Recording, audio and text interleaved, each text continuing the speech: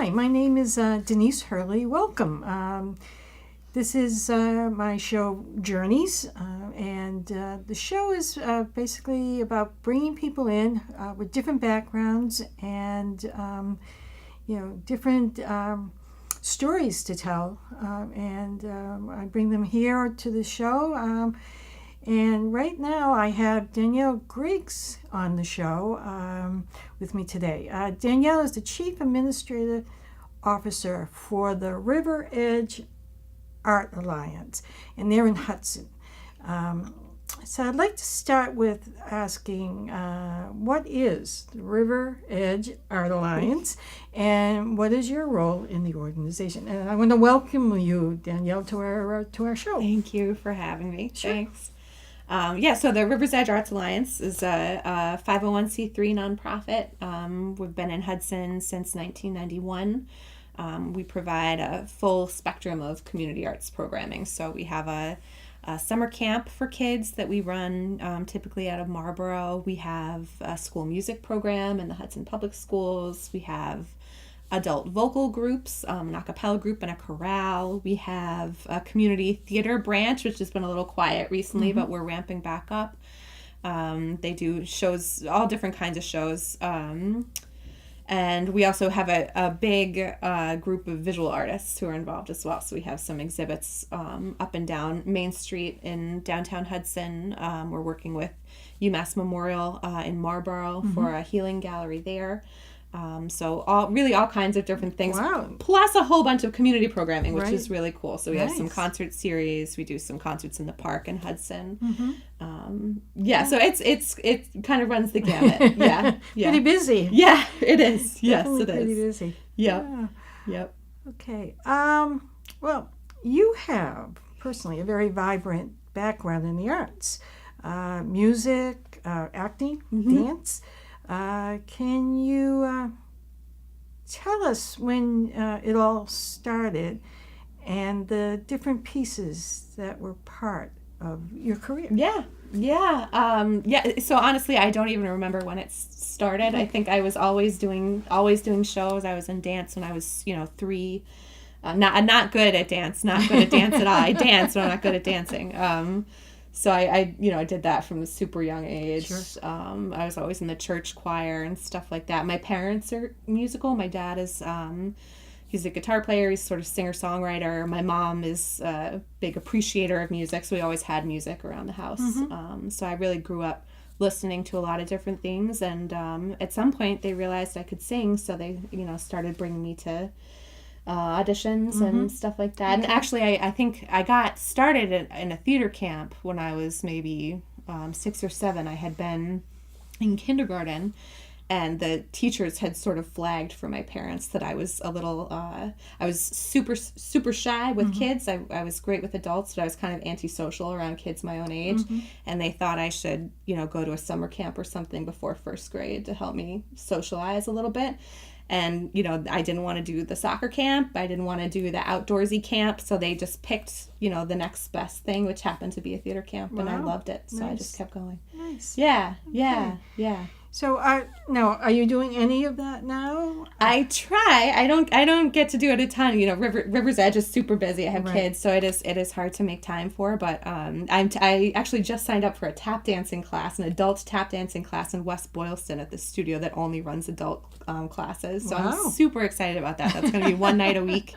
For like 12 weeks or Sure. something. I had to buy new tap shoes and everything. It's great. And then I did the Christmas Revels in Cambridge a couple of Okay. years back, which was amazing. It's Oh, like the I most bet. incredible thing. I bet. Yeah, so that was awesome. And I try to get out now and then. I try to sing whenever the opportunity, comes up, depending on, what availability is like and that kind of thing. Yeah. Yeah, we'll have to bring you into the music series, huh? I know. I told you it's a New Year's resolution to learn guitar this year so that I can actually, play for myself. We'll get you to open for Yeah. somebody. yeah, that would be amazing. But I gotta learn that guitar. Learn the first. guitar. That's been a New Year's resolution since like 1997 or something. I have one. I just don't know how to use it, so I need to Okay. get Well, on see, it. there's some motivation for you. Yeah. Um, Now, you're also a writer. Yeah. And you have your own blog. Uh-huh.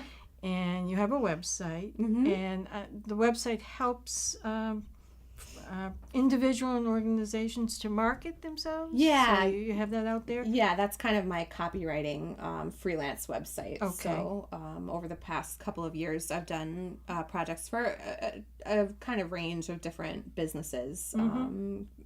Straight up copywriting, some stuff in higher ed that I used to work in higher ed. So Okay. I did some copywriting for a firm that works with local colleges.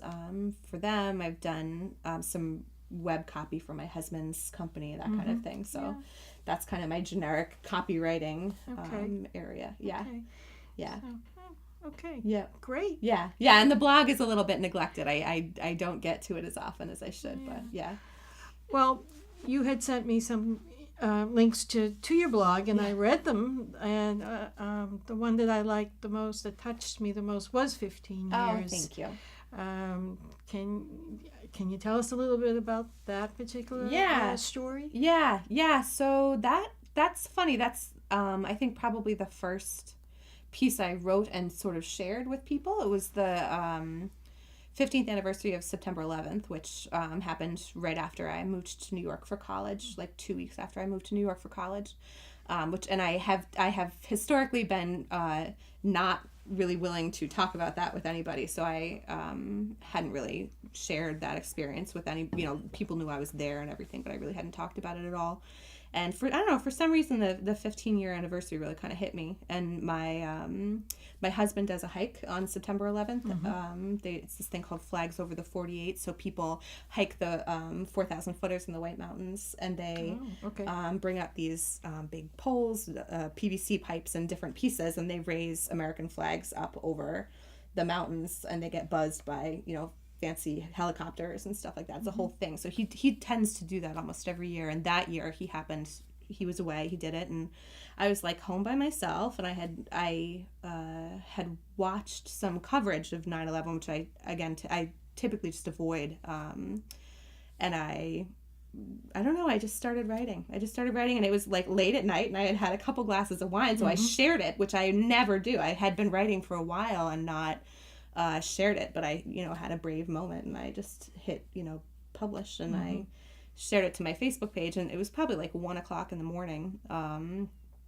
and when I woke up the next morning, it had like 1,000 views or something, which is huge when you don't share. So it was like a tremendous number of people. Had been shared by other people, so it got a lot of attention. But that really was sort of it was terrifying, but it was actually great, because it got me writing a lot more and being a little braver about putting it out there and sharing it with people, which I've tried to keep up with a little bit. So basically, it was your experience in college, right?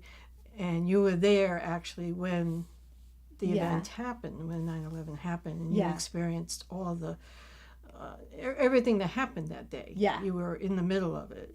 Basically.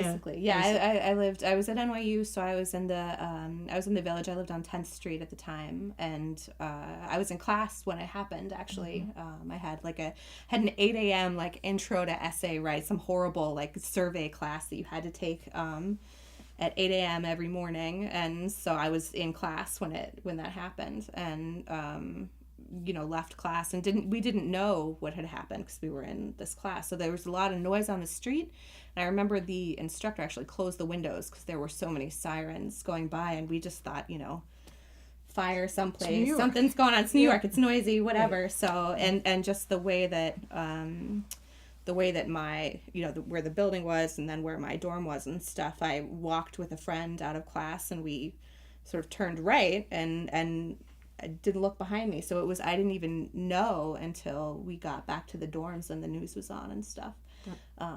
Which was it was because I just happened to not turn around. Right. This is very strange. And we weren't sure at the time. I was in a performance major, I was a musical theater major, so you could not miss class, like, at all. Like, one excused absence, you failed. So we didn't know. The university wasn't sure, were we going to still be open, were we not going to be open? So I wound up staying so that I wouldn't miss class for a few days, which was just kind of a really surreal experience. Yeah.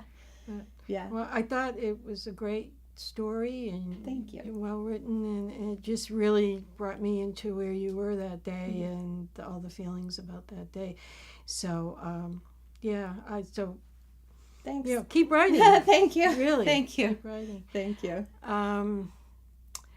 Okay, and I know that most of us have different aspects of our lives that we care about. Mm-hmm. And I understand yours are your kids and your family and music, storytelling, and your writing, obviously, is important. But you also have some hobbies, some new skills that you're picking up. Can you tell us a little bit about your hobbies? I think it's fascinating. I tend to do this. I tend to sort of go down a rabbit hole on completely random things. So, and it changes all the time, right? So I've had like a whole list of weird things that I become an expert on for a very short period of time.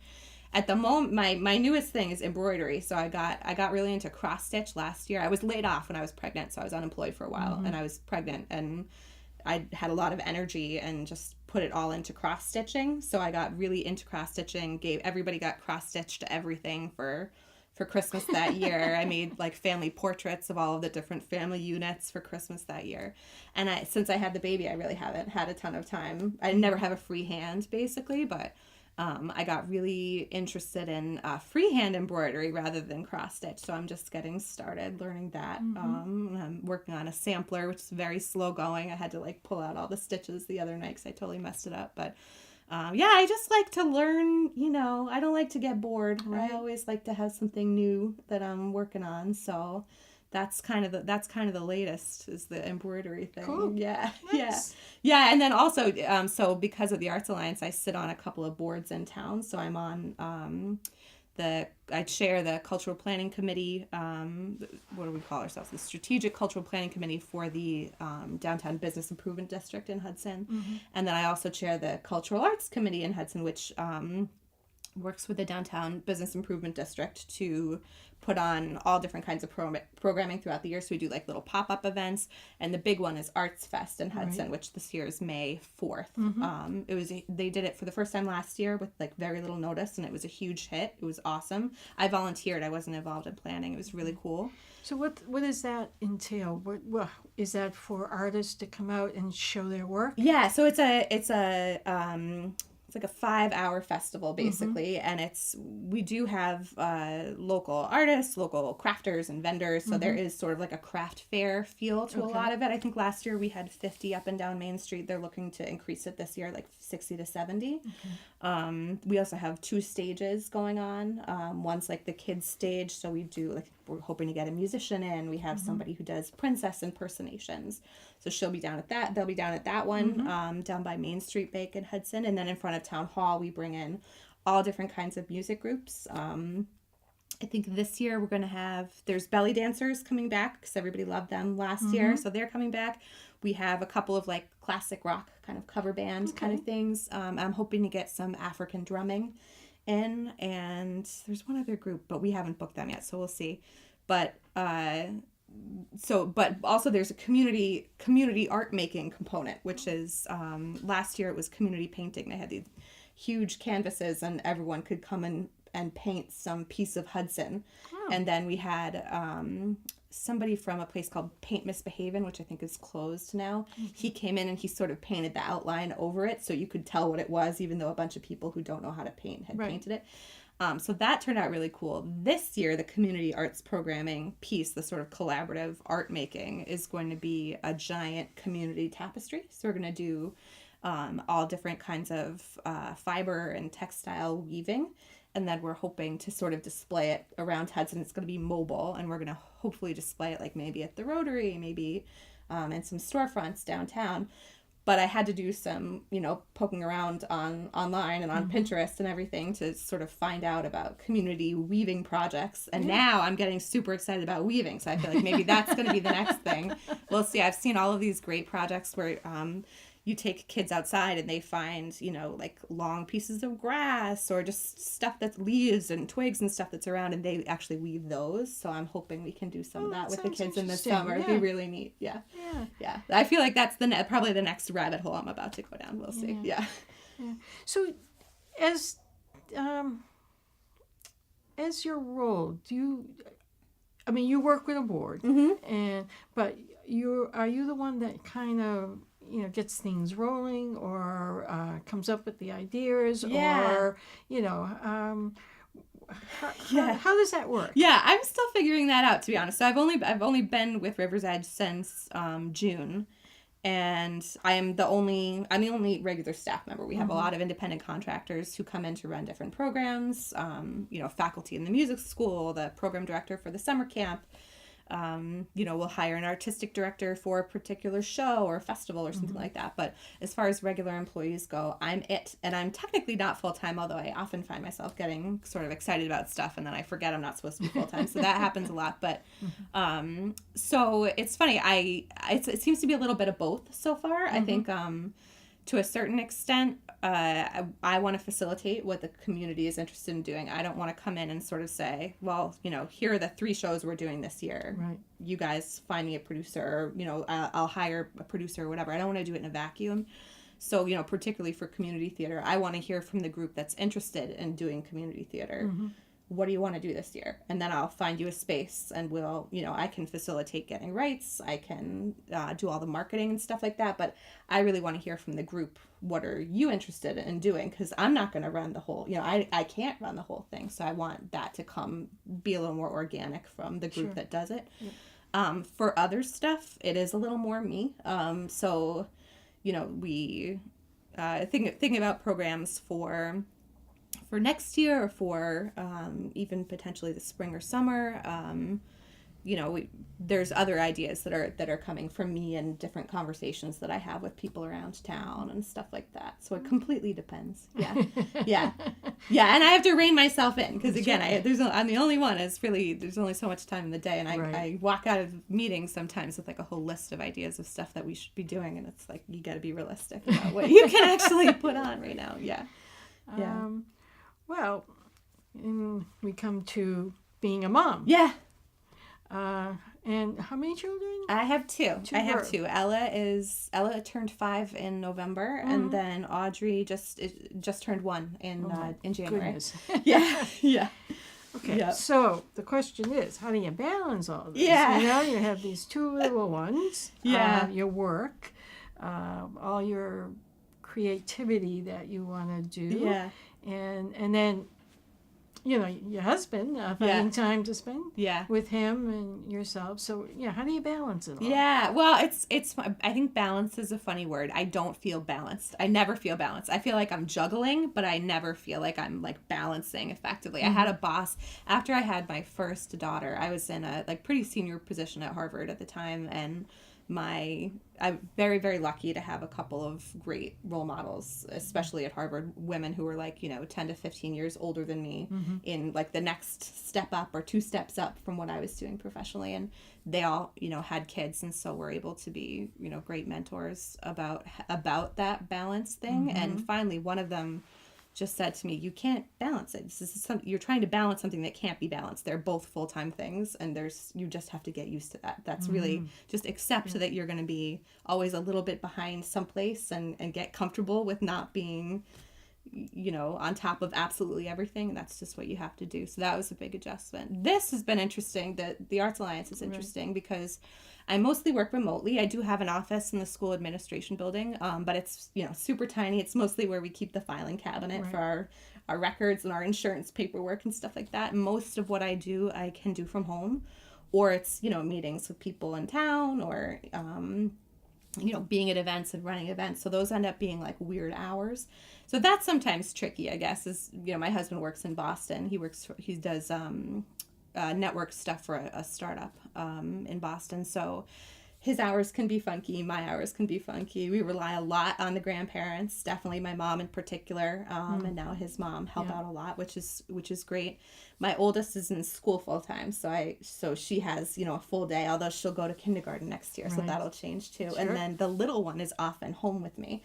But what's kind of neat is I can bring them along for a lot of stuff. So Audrey has come to a handful of meetings with me in a cafe, and I just give her some food and hope she behaves and see how it goes. And then Ella comes to a lot of our events, which is pretty neat. So, again, one of these committees that I sit on that does these pop-up arts events in town in Hudson. We did a cool Valentine's Day craft event a couple of weeks ago. She hung out with me the whole day. She came, she hung out, she did a million crafts, she chatted up all the other kids, she helped me clean up at the end, which is really neat. It is neat. Pumpkin Fest was another big one that she came along for the whole day. I mean, she was there with me in the morning, setting up the tent and the princess photo booth thing. She's helping with that. She was there until the bitter end, hauling stuff back and forth to my car with a couple of volunteers. Wow. Which was really cool. And it's funny, it seems to really be making an impression on her. So it's more so than I think other jobs that I've had before. I worked in higher ed for a long time. I did communications, I did strategic programming, but it was sort of something I went to an office and did, and she didn't see it. This is very much on her radar. Right. So the other day she had a Valentine's Day party happening at school this week, and I had we had a great concert last weekend for the Arts Alliance. The Flamenco Boston came out. I saw that. It was fabulous. Awesome. Yeah. It was a full house. They were amazing. People were super enthusiastic about it. Mainstream Bank is our sponsor on that. They were psyched about how the whole thing went. So it was really a great event. It was a huge lift for us, but it's a really wonderful event. And I had brought a box for the raffle tickets, a little red. It was kind of Valentine's Day themed, so it was a box for the raffle tickets. And after the concert, Ella was going to use it for her Valentine's Day box at school, her Valentine's Day mailbox. And then she said to me afterwards, "Mama, can I use this as the box for the raffle tickets at my concert this summer?" She's now planning a concert series in my backyard, which is really funny because she's paying attention to this weird stuff that I'm involved in now that I never know what I'm going to be up to, and she's actually absorbing a lot of it, which I think is pretty cool. That's wonderful. Yeah, that really is wonderful. Yeah, it's pretty neat. So good. Yeah. All right. Is there anything? I guess my question is, this is an amazing organization with so much going on. Is it open to everybody in the region? Can anybody be involved? Yeah, totally. It's wide open. We have, there's a lot of different ways to get involved, which I think is neat. Again, because the programming kind of runs the gamut. If there's something artsy you're interested in, chances are we're doing it. And if we're not doing it, come talk to me about it and we'll figure out if we can do it. I mean, it changes very much depending on what the community is interested in doing. So that's really cool. We do have a membership structure, so you can join and be a member, which gets people, discounts on our programming, discounts at some, great businesses downtown. The Cheese Shop is my favorite one that always gives a discount if you show your member card. The Cheese Shop in downtown Hudson, Malahi's wonderful. So you can join that way, get on the email list. You can turn up at any event. I mean, almost everything is open to anyone. So, all right. So anybody can become a member. Yep. Anybody can get involved with the events. So what is the website? Yep. It's upwitharts.org. Okay. Is the website. So, and that gives all the information. That's got everything. Okay. Yeah. And also the programs, like the community theater and the choral and all of that. Yeah. Anybody can join. Anybody can join. The community theater stuff we typically audition for, but our pop-up festival of one-act plays this fall, everyone who auditioned got a role. Okay. So yeah, and neither of our choral groups are auditioned. They're both, if you're interested in singing, we will figure out how to help you sing, which is really cool, I think. Okay. And we try to keep things as low cost as possible. I mean, we need to break even on all of our programming. That's been a struggle, I think, for the Arts Alliance in the past, but we're in this rebuilding phase. We really need all of our programs to support themselves. Right. Beyond that, we're not making big money on anything. We're keeping it as low as possible to keep it as accessible as possible. We're supported by a lot of grants to help make that work, and some community sponsors. I know I mentioned the bank. So we do try to keep it as accessible as possible. We have financial aid for a lot of stuff too. So if anybody runs into financial hardship, we try to make it possible for them to be involved. Yeah. Okay. Yeah. All right. Anything else you want to tell us about? No, not in particular, but definitely check out the website for the Arts Alliance because we have a ton of cool stuff coming up. The next big thing I think is the next event in the winter concert series, which is going to be a Celtic Roots concert the night before St. Patrick's Day, and that's at Town Hall in Hudson, which should be super fun. It's going to be really cool. That's right up my alley. Yeah, it's going to be great. We've got like 3 really awesome local musicians coming, and it's going to be pretty. We're not even doing big lights and sound. It's going to be pretty intimate. I think we're going to sort of sit in the round and just be pretty natural setting. I think it'll be pretty cool. Yeah, All right. yeah. All right. Well, I want to thank you, Thank Danielle, you. for coming out and joining me on the show. And thanks to our audience for checking in. And really check their website for all the information that they have about all the events. Lots going on. So hi, I'm Denise Hurley. Thanks for tuning in, and I'll see you next time.